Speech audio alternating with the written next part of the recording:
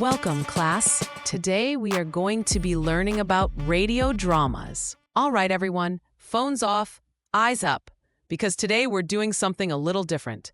Forget the TikToks, forget the Netflix binges, because we are about to journey back to a time when your imagination was the best screen you had.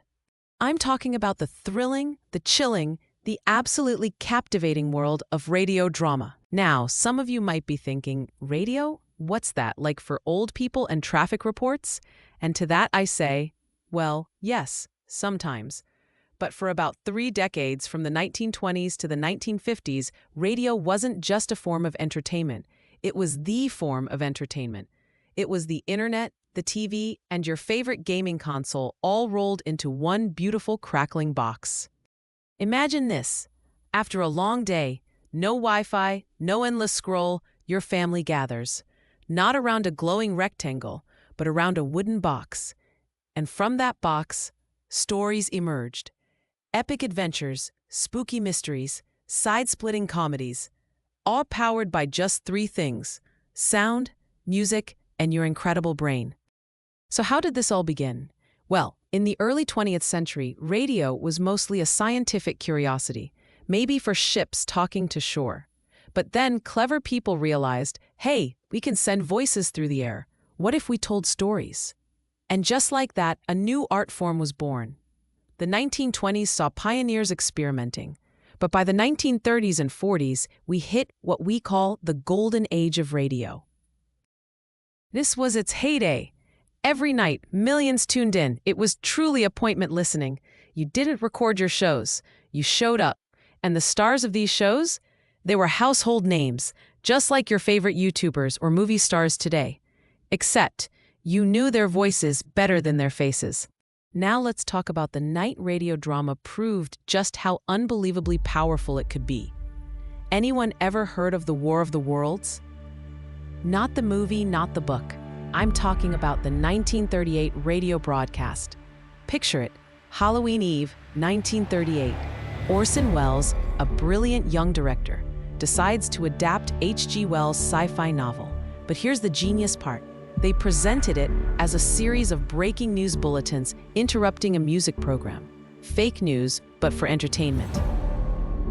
Reports of strange explosions on Mars, then a meteorite landing in New Jersey, then aliens emerging.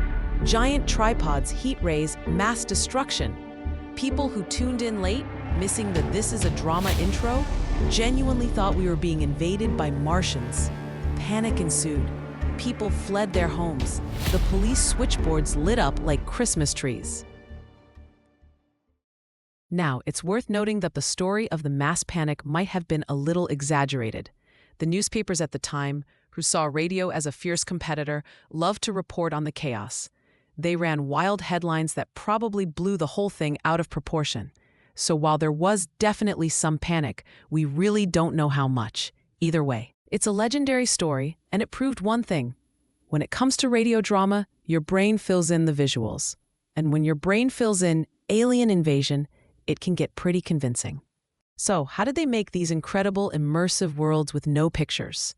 Well, that brings us to some unsung heroes, the voice actors, who brought dozens of characters to life, sometimes within the same show, and the incredible Foley artists. These legends could create any sound. Need a horse galloping? They'd clop coconut shells. Need the crunch of bones? Celery. A sizzling fire? Crinkle cellophane. A door creaking open in a spooky mansion?